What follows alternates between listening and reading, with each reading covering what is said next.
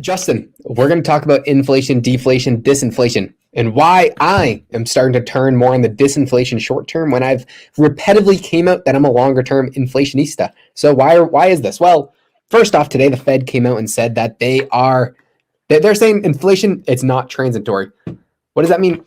Fading the Fed is never really the wrong move, but that's not the only reason. They're also talking about speeding up the tapering process. We saw that even in the stock market today, stocks were taking a hit with the Omicron virus, whatever it is, and Moronic. yeah, and the Fed is going to speed up their tapering hypothetically. The market won't like that. They won't like it at all. And if the market tanks, then what's going to happen to consumers? Are they still going to consume the same amount if their quote unquote paper gains or the money that they think they have gets cut in half? I mean, that is going to do some serious harm to the real economy. That is for sure. Yeah, so the first thing, you mentioned the tapering program. The Fed announced that they are decreasing their minimum asset purchase from one amount to a lower. Well, today they said that they want to actually speed up that process. Oh, so to continue going down. But here's the thing. So they might have a lower target, but they still have no upward target. And if I wanted to manage expectations, which I would see as more psychological, I would talk out one side of my mouth by saying, this is what we're trying to do. But in reality, I'm not imposing any limit on myself. And so it seems to me, I view the Fed as a psychological creature more so than anything else. And when I look at them, I see, yes, they have various tools at their disposal, but I think the biggest tool they have is the fact that people actually believe them to an extent. And I don't know. When it comes to tapering, the way I view it is that until they actually say we are going to set an upward limit on how much we're going to purchase, I don't buy it. I mean, my attitude is they will just purchase as much as they want to purchase. Yeah, they might target less, but nothing's stopping them from purchasing more. So, I just don't think the market cares. It matters what happens in the stock market. If the stock market is tanking because of that, consumers are going to spend less. That is deflationary in the short to medium term, which is the time frame I'm looking at from this view. But now I think we're going to kind of alter that with Snyder versus Lynn Alden, because George Gammon did a slight video on this earlier on the Rebel Capitalist channel. I know that he'll be doing a whiteboard video on this as well, but let's just see if we can break it down beforehand. So Lynn Alden, when she's talking about inflation, she compares she thinks that we're most likely heading into a 1940s, which I completely agree with. Jeff Snyder's view on inflation is a increase in the money supply, which you would say, well, duh, M2 money supply just skyrocketed. The money supply has gone to the moon. But as you know, if you watch Jeff Snyder, the M2 money supply is just a small portion of the total dollars on and offshore. If this is M2 money supply and the total dollars is represented by this circle, then a 10 or a 30% increase in M2 money supply with a 5% decrease in the total money supply is still going to net out to an average of a net decrease in the dollars, or just a growing at a slower rate than it was prior to 2008. But he's not looking at consumer goods. Jeff is looking at it from a sophisticated trader's point of view. The bonds have been in a downward slope for the past 40 years. And what he is trying to do is predict which way bonds are going to go. And bonds are looking for an increase in the money in the actual money supply, a sustained increase in the money supply if we're going to see persistent inflation in the coming years.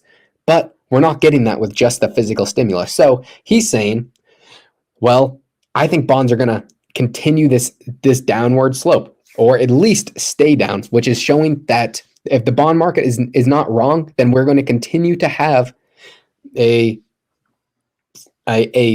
not an increase in the money supply. Right. So maybe the way I would kind of approach this one is that, so my background is really real estate, is where I come from.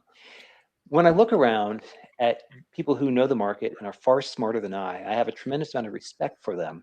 But at the same time, too, whether it's, Alden, Gammon, Snyder, Rickards, whoever, results matter. And at the end of the day, if people are going to the gas pump and they're paying more for that, if energy prices go up, if food prices go up, people will notice that. And I think everyone would agree with that. I think even Snyder himself has come out and said, yes, I understand that this is going on, but from the technical standpoint of all this, inflation's not happening, or there's not the technical definition of inflation, which I would agree with. But when I think about all of this, sooner or later, this is why I mentioned earlier that I think it's a psychological game that's being played. There will come a time when people will say, it is better for me to spend what little I have than to hold on with it. Because if I hold on to what little I have, the little that I have will soon become nothing. And they will go out and they will buy That is whatever the they. essence of Gresham's law. But Gresham's law is the seeds of hyperinflation. Hyperinflation that is thrown at a big deal, Justin. And I don't. Yeah, but whoa, but hold on. See, here's the thing though, like you can't piss on someone's leg and tell them it's raining and then accuse them of being an idiot. Sooner or later, they're going to get wise to this. And my point though, I mean, just before we came here, I was at the grocery store getting some cat food. And like if you listen to people, like the average people going through lines, when you hear people start mentioning, or Google searches, you mentioned that earlier, Josh, going through, when you actually see the public perception change, there will be a phased transition in the way people think. And when that happens, what the Fed does will not matter. What Lynn Alden says will not matter. What Snyder says will not matter, or any of the other very intelligent people who are arguably right. All that will matter is that enough people now think to create the self-fulfilling prophecy that they want to dump dollars, and that is the end of the discussion. And only when that point happens from a psychological standpoint, then I think that you'll see the ramifications of that. Now, of how long you can boil the frog, that I don't know. Of how high gas prices have to go, food prices have to go, all the boring stuff that people must buy. Well, people need the money Taxes they for have that. to pay. And if there's no stimulus, they're not going to have the money. Yeah. Like, so this is where it's going to kind of go into Lynn Alden's view, which is like the 1940s. Just to put in some perspective, the 1940s in total was an extremely inflationary decade. But there was times where we went from 20% inflation, which it was more than we ever saw in the 1970s. Whoa. Before or after World War II ended? The I first don't part know of the 40s or I don't know after? the exact date. I just know. See, here's the thing. This is what's proving my point, though, about psychology. If America is fighting a total war from, let's say, 1941, or back up, when America was in World War II, there was a concerted, there was the effort and the expectation in society that you would not spend, you would buy government war bonds or whatever, right? The populace willingly agreed to curtail spending. It's like the exact opposite of what I'm talking about. And so now, granted, when the war ended, people would go out and spend where they wanted to spend. Then it might flip flop around. But again, this is where I keep going back to this point where, like, I think at the end of the day, ultimately the people themselves are going to decide what they want to do with. And I don't know what triggers this. I mean, I've given you this example before. They airdropped $1 million into every single person's account. And so, to be technical, if the balance sheets of the end consumers or the end businesses suddenly inflated by $1 million across the board, whatever mechanism they want to do it with, but nobody chose to spend it, you would not see inflation. Now, if you got $1 million, you probably would spend some of it, but just as a thought experiment, for whatever odd reason, you just refuse en masse to spend any of it, you wouldn't see any change. Likewise, if they didn't airdrop $1 million, in fact, let's say they took 50% of everyone's money in their account, people would then immediately run out and say, well, listen, they just took half of the little I have. I'm going to just spend whatever I have before that gets taken away. And so again, I think that well, you need the goods. If there's no actual goods, which we're also seeing as the massive supply chains. So we're seeing a mix of massive supply chain issues due to government intervention and the lockdowns, along with an increase in the money supply in the aspect of onshore household dollars, which those are the people who are going to spend it, the average Joe and Jane spending money in the economy. But here's the kicker. Yes, Justin saying psychology is everything, but I don't think we're at the aspect where it really matters quite yet. So why is my view slightly changing? Well, it's not really changing. This has kind of been my view, but I'm starting to tilt on the other side of the spectrum. So if we see a 1940s type of inflation, which we have years of extreme inflation followed by massive disinflation or deflation, then we're still in a absolute term inflation, but there's going to be spikes and massive volatility going in each direction. And I think that is what we're going to see shortly. For one reason being everybody's talking about inflation. If you look at Google searches, inflation is through the roof. If you look at the Fed now saying that inflation is not transitory, it's never really wrong to fade the Fed. No, they're also talking about tapering, which if we see a stock market crash of some kind, that is for sure going to put massive deflationary pressures on the real economy, meaning spending less, less inflation. In the shorter term, my view right now is looking out, say, 6 months to a year and a half, 2 years max, because I think if we see that pain threshold, then that is when the next initial government response is going to come in which would give us another burst of inflation. But we need the government and the Fed to work in tandem to push the monies into the actual consumer's account. Yeah, there's several thoughts I have on that front. Again, just to harp on this one more time, then I promise I won't harp on it again. When I look at the experts, all the experts, I see it like this. Imagine you and I are on the Titanic. It starts to sink. The experts are incredibly intelligent at telling us how fast the water's coming into the ship. They can tell us exactly where the ship will break in half. They can tell us exactly how long that big ass will bob up and down in the water. They can give you all the technical data you could possibly want. And all of it is useless, completely irrelevant. The only question that matters if you're on the Titanic after it struck the iceberg is how do I get off and not die? It doesn't matter how you define how the ship's sinking or any of the more esoteric concepts of this.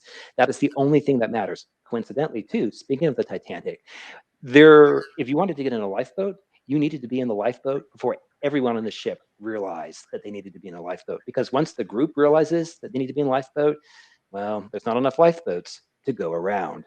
So that's when I look at this stuff, I'm slightly bemused because I just see it as very fossil, the argument, whatever. So there's that. The second thing I would say is when it comes to the Fed and what they try to do, it's the equivalent of putting arsonists in the fire department. Like I've maintained before, and I'll say it again, I think the Fed wants the ability to cross the chasm. That is, the Fed wants the ability to put spendable currency units into your account, my account, and directly in real units versus what they can do right now, which means they can't do it right now. And if they could somehow or I should say that's going too far. If the Fed stood by and did nothing, and a crisis just happened to come up, the crisis coming up would cause the population to cry out for the politicians to do something, which would then give the Federal Reserve cover to do what they want to do. So going back to these things to kind of tie it all together, the way I view this is just along the lines of whether you're going to see inflation or deflation, who cares? The only relevant thing is, in my opinion, what's the psychological boundary that will trigger the phase transition shift in the average person to start spending the money they have without abandon or with abandon, whatever, to start spending the money they have like a drunken sailor. That I think is really the only relevant point because that is the point where you will see the populace change. So, if you're waiting for Gresham's law to kick in, I think you'll be waiting a long, long time. So I'm more concerned. How can I make money from this in the short term? If you can, the stock market is if you can get inflation right, then you know how to position your portfolio.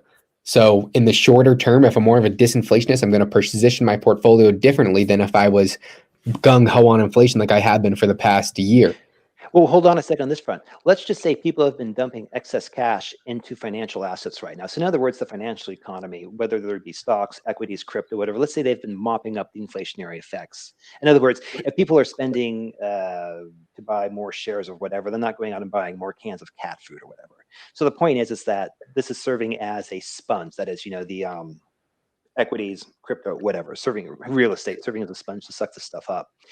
If you are saying that disinflation is going to come, my argument would be, okay, well, listen, if it costs more at the pump to fill up, if you have to pay more in rent, what the average person, forget what the professionals say the definition of inflation is.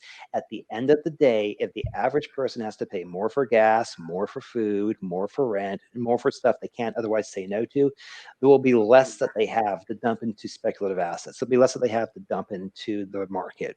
Again, be it real estate, crypto, Yeah, well, that's equities, or whatever. Yes, I agree with all of that, but you're still just trying to figure out how to make money from this. And if we're seeing massive stagflation with the supply of goods decreasing rapidly, it doesn't really matter how many currency units you have because there's nothing to buy. So it's about wealth at the end of the day. But my main concern is how to profit from Yeah. inflation deflation debate and government interventions. Yeah.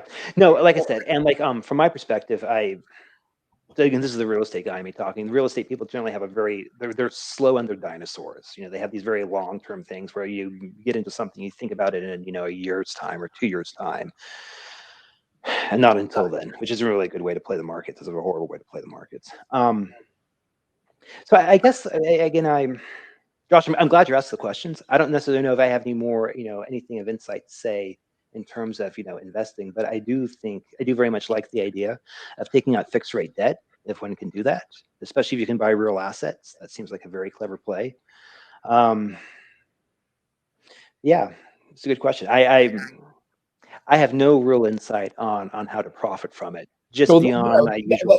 that's my goal behind it. And we Yeah. have different time horizons. I mean, like if we look out 10 years, I think it's going to be an extraordinarily inflationary decade. And I am still thinking inflation is going to print high, but disinflation just means less inflation. If we have 8% inflation right now on the CPI, which I think is more like 15, 16% inflation, if it goes down to 5%, then the rate of inflation is decreasing, but in absolute terms, there's still massive amounts of inflation. Yeah. Josh, consider this, right? So one of the things that I think that Lacey Hunt and Jeff Snyder are in agreement on is that if you can't actually get dollars into the real economy, which the Fed cannot do, you're not going to see inflation. But if the Fed could wave a magic wand and somehow get around that or change But the laws, bond market, it has, right now is showing a 0% probability of that happening. Or bonds would at least give the chance that the Fed crosses the quote unquote cap. It might be saying the bond market is predicting yield curve control and holding bonds down. It could be that the dollar milkshake theory, which artificially pumps up the demand for bonds outside of the US, which inadvertently doesn't matter what the price of bonds are. People are going to buy no matter what because they want the dollars at the end. There's so many factors that go into the bond market. I think that the bond market being at this level though is definitely something that just throws 1940s at me, because we had an extremely inflationary decade with maintaining flat bond yields the whole time. And then you could say, well, that was because of yield curve control. But at times, even where the yield was pegged, the bonds would go below that. So do we actually know how much of the private sector was buying? We don't even know if the Fed needed to peg the yield curve. It's just something that we don't know, because there's still that demand for US bonds. yeah. Where else are you going to get a yield? If you go anywhere in Europe or first world countries, we have the highest yield in 30-year.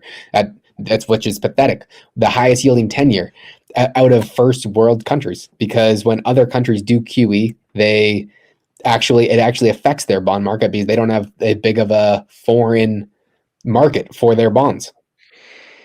I think anyone, from again the little I know about the markets, anyone who thinks that bonds are going to provide a hedge against equities, I would think really long and really hard about that concept, especially if bonds and equities suddenly become positively correlated as they have, or more positively correlated than more negatively correlated. I think that should give people a lot of pause in terms of that. I've no bonds, just to say the least, and I'm over leveraged equities, which is, I mean, what is that saying about me? I'm just a dumb kid. So we'll see what happens. Yeah, well, I mean, like, and you're not the only one. Maloney put out a video, I think, earlier today, and he had a chart showing how margin debt was at the highest since Ever. yeah, if we can find it, we'll put it up. I've But seen the crazy. point though is that if you see a deflation event that triggers margin calls from whatever in the equities, there's going to be a lot of pain. It'll look at nasty. Crude had the worst day of all time, or like the fourth worst day of all time, just like last Friday. That is just the amount of speculation and over leverage that are in these markets. We could see that exact same thing in the markets, and I think that we will at some point. And I want to be on the right side of that trade, because you make money extremely fast on the downside. Yeah. So Josh, let's wrap this up here. So here's the thing, right? You and I have talked a lot, we've pontificated a lot, and we've been gas bags on a lot of things. What are you actually doing to position yourself so that you feel that you're protected with the most? So far, I've done not a thing because my forecast it hasn't started yet. I'm still on the inflation has not yet peaked. I still see massive upside in certain equities that I think have extreme asymmetry. Like we've talked about Zim. I am just going to ease up. Once I take my Zim profits, I will probably have about 30 to 50% of my portfolio in cash. And then what am I going to do with that?